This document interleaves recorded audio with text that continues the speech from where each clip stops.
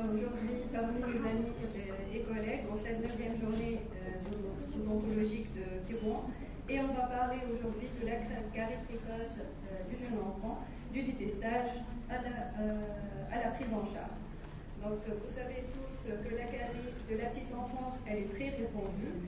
Donc selon une étude Cochrane réalisée récemment, cette prévalence elle est très importante et elle est aux alentours de 46% chez les enfants. Donc cette fréquence, elle varie par exemple en Afrique entre 19 et 45% et en Europe entre 24 et 66%.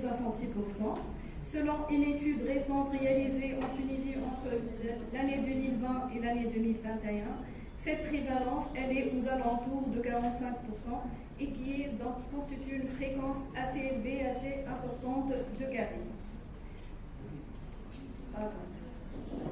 Donc, cette carie présente également des répercussions à court, moyen et à long terme, non seulement sur la santé bucco-dentaire de l'enfant, mais également sur sa santé générale, mais également son développement, sa croissance et sa qualité de vie.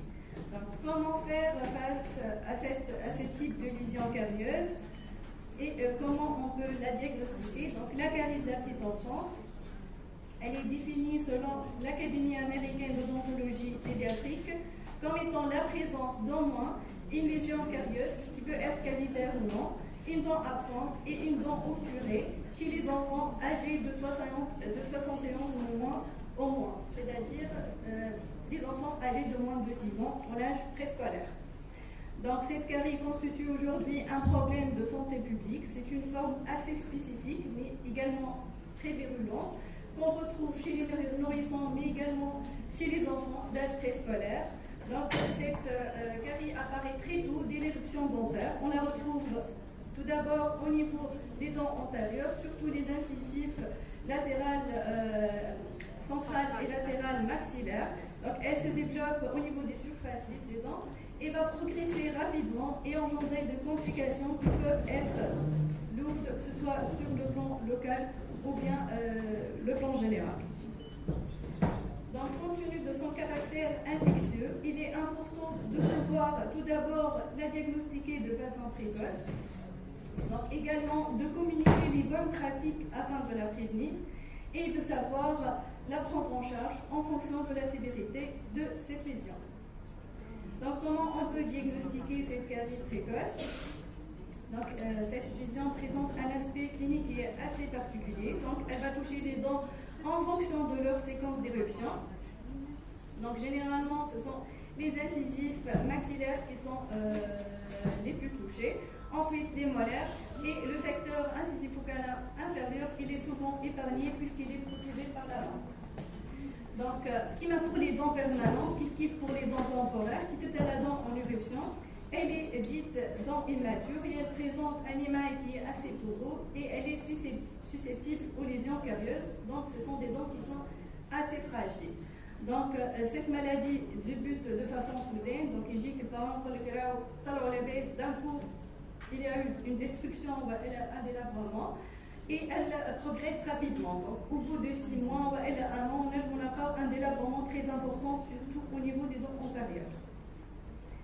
Donc, cette carie présente 4 stades selon la sévérité et on va voir le premier stade, le stade le moins sévère, c'est le stade de la carie débutante, donc caractérisé par des déminéralisations, que vous voyez ici. Donc, ces déminéralisations présentent un aspect blanc crayeux. On retrouve généralement ces colorations au niveau des dents antérieures, c'est-à-dire au niveau des surfaces lisses. Généralement, les enfants qui nous consultent sont âgés de 10 à 20 mois, et même plus tôt.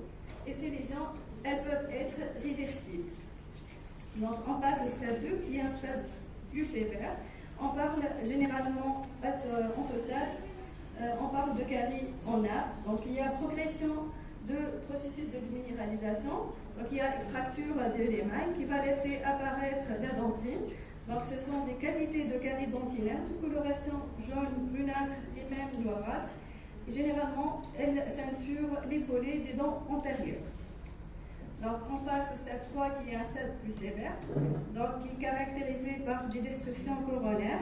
associées à des atteintes pulpaires, mais également des complications pulpaires et bucco-parodontales. Donc, le stade 4, c'est le stade le plus sévère. Donc, à ce stade, on retrouve généralement des moignons radiculaires, comme vous voyez ici.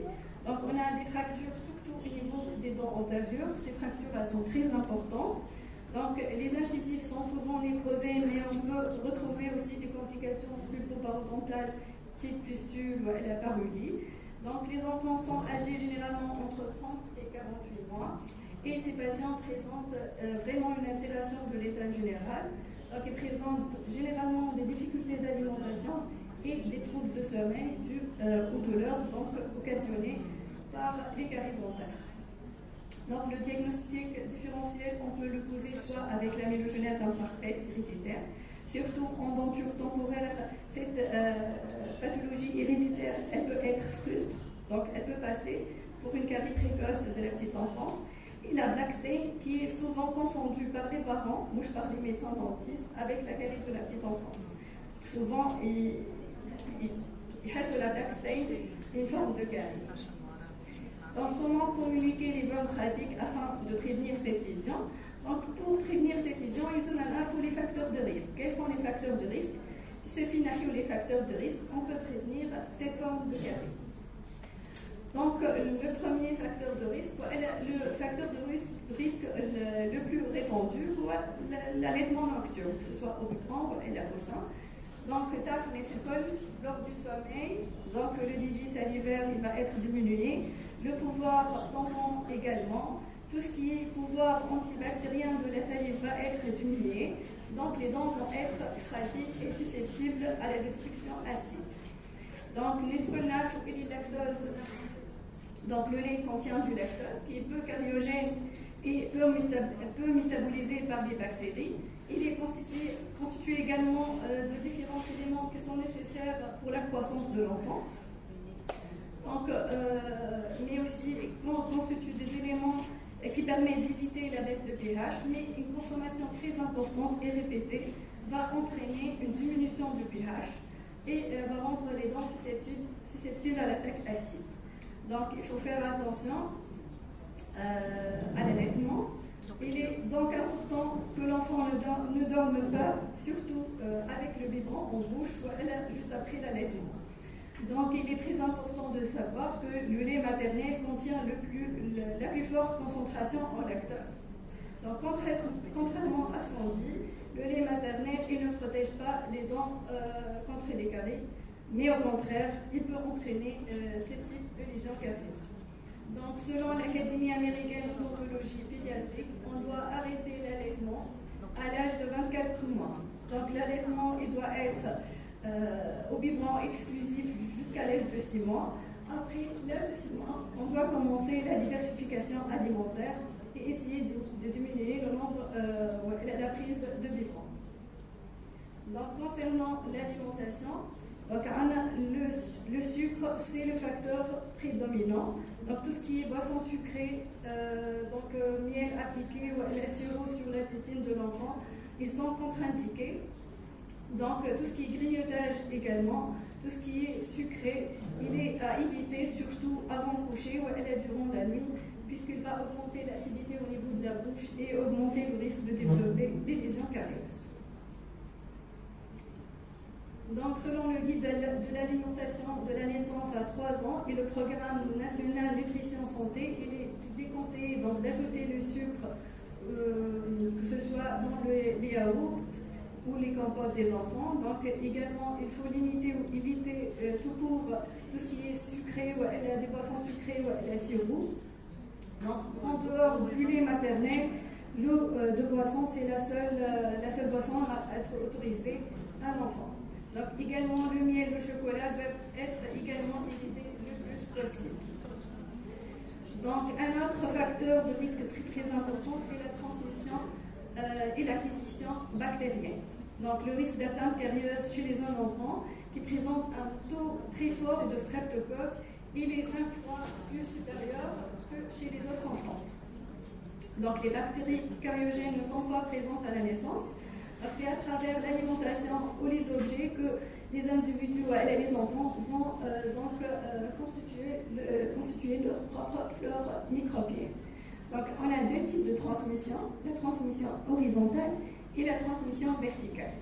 Donc, pour la transmission horizontale, c'est un échange d'éléments que ce soit entre les enfants, entre frères et sœurs. Et pour la transmission verticale, c'est la transmission parent-enfant.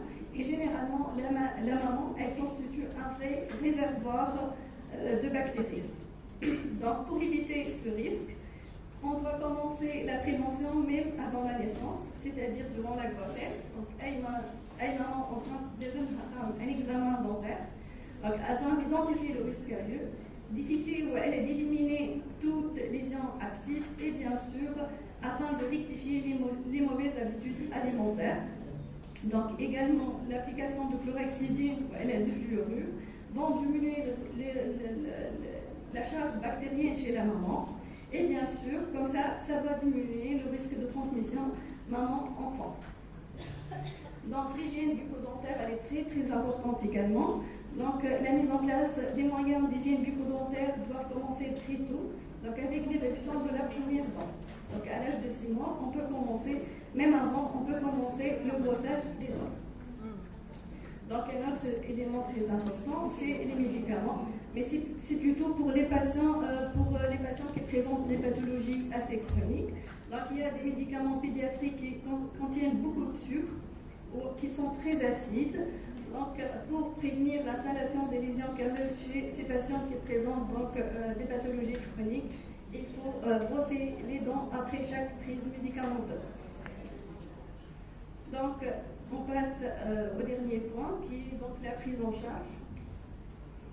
Et avant de passer donc, à la prise en charge, on va parler un peu des répercussions. Donc, les dents temporaires cariées non traitées peuvent entraîner des répercussions sur le plan local, mais aussi général. Donc, sur le plan local, on peut retrouver des complications infectieuses, donc des inflammations pulpaires, des complications ou des nécroses avec des complications qui peuvent même atteindre les germes sous-jacents, mais aussi des troubles fonctionnels, donc surtout les extractions non compensées, les extractions précoces non compensées peuvent entraîner des troubles de fonction tels que la déglutition, la phonation, et sans oublier tout ce qui est répercussions esthétiques et psychologiques sur l'enfant. Donc, sur le plan général, ces patients présentent généralement un retard de croissance et de développement. Donc, l'alimentation elle est difficile et ça peut entraîner donc une perte de poids. Également, un manque de sommeil et des problèmes de concentration en classe à cause des douleurs engendrées dues aux douleurs provoquées par les caries dentaires, et ça va diminuer leur qualité de vie. Donc également, la prise en charge de ces enfants peut s'avérer difficile, des enfants jeunes, généralement très anxieux et non coopérants. Donc la prise en charge interne, elle peut nécessiter une prise en charge soit semi-opaque ou électroanesthésie générale. Généralement, les patients présentent plusieurs dents cariées. Donc, ce sont des traitements qui vont être très lourds, que ce soit pour l'enfant ou pour les parents et même pour les praticiens. Donc, concernant la stratégie thérapeutique, elle comporte essentiellement 3 étapes. On doit prévenir les lésions qui ne sont pas encore installées. On doit stabiliser les lésions qui sont initiales et bien sûr, traitement proprement dit des dents qui sont très atteintes. Donc, pour prévenir les lésions carieuses, comme les fameux vernis fluorés que vous connaissez tous, ce sont les topiques fluorés professionnels les plus utilisés chez les enfants âgés de moins de 6 ans et contiennent jusqu'à 22 600 ppm de fluor. Donc c'est une base résineuse qui va adhérer à la surface dentaire et va libérer le fluor de façon très prolongée, ce qui peut prévenir ou éviter l'installation des lésions carieuses. Donc l'application, elle se fait tous les 3 à 6 mois en fonction du risque carieux de l'enfant. Donc on a également les techniques de restauration atraumatique. Donc c'est une technique qui consiste à éliminer grossièrement les tissus carieux par un instrument qui est manuel. Donc souvent on utilise l'excavateur pour éliminer les lésions les tissus qui sont carieux. Ensuite, on doit obturer la lésion carieuse par un matériau qui est adhésif. Et souvent, on choisit le CVI. Il ne nécessite pas un protocole vraiment rigoureux. Il peut adhérer à la surface dentaire, même en présence de la salive. Et un point très important, il permet le relargage de fluor de façon prolongée. Donc, c'est une technique qui est simple, rapide. On ne fait ni anesthésie, ni instrument rotatif. Donc, pour les patients les moins jeunes, anxieux ou non coopérants, c'est une technique qui est très, très bénéfique. Donc, il y a une autre technique qui est assez récente, c'est la technique SMART. Donc, c'est un traitement restaurateur atraumatique modifié à l'argent. Donc, dans cette technique, on va utiliser tout d'abord un matériau qui ressemble un peu au vernis fluoré. C'est le SDF, ou le fluorure d'amine d'argent. L'IO peut contenir jusqu'à 44 800 ppm de fluor. Donc, le SDF, il va arrêter les lésions carieuses, qui me une lésion active, elle va être arrêtée par le SDF. Ensuite, on va une procédure atraumatique, donc on va essayer d'éliminer tout ce qui est tissu ramolli et obturer la dent avec un matériau adhésif, le CVI. Donc, on passe maintenant au traitement proprement dit des lésions. Donc, l'évaluation du niveau de coopération de l'enfant est une étape très importante à cette étape-là. Donc, on doit évaluer l'âge de l'enfant, le nombre et l'étendue des lésions, bien sûr le type d'atteinte pulpaire, parce qu'il y a une inflammation pulpaire, une nécrose, etc. Et bien sûr la motivation parentale. Donc, ce qui va conditionner les modalités de prise en charge. On peut soit traiter les enfants sous sédation consciente, sous anesthésie générale ou bien à l'état vigile.